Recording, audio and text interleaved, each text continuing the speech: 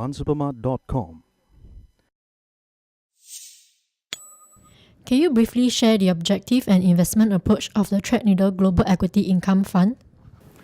Of course. The objective is to deliver a high and growing income stream over time through investing in a diversified portfolio of global equities. And the approach is to invest in high yield companies anywhere in the world. So it's a go anywhere fund, investing in all markets and all regions. And one of the construction criteria is that I won't buy a company with a yield less than 4%.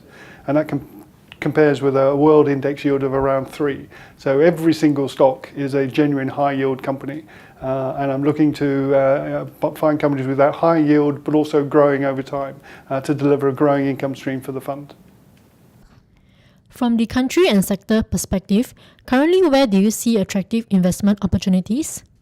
The fund is currently overweight Asia and emerging markets, and continue to see very attractive opportunities there.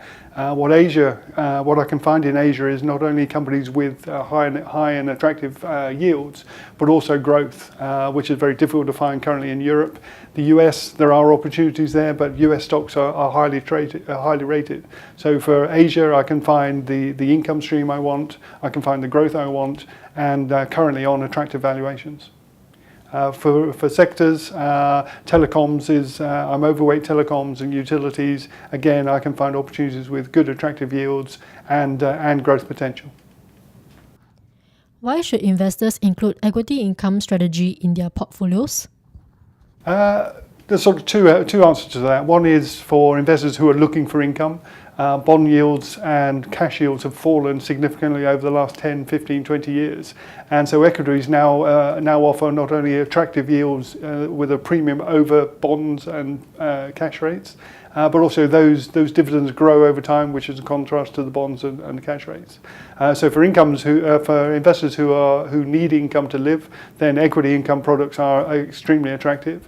But also for investors who may not need that income stream, it's a very valuable strategy. It's been proven to work over 20, 30 years that investing for companies with good yields can be superior to the broader market. It's got a very successful long-term track record. And really looking at a total return where you get the earnings growth and the dividend on top, it delivers a very attractive total return. For an investor looking to invest into the fund, what would be a suitable investment horizon that he or she should have?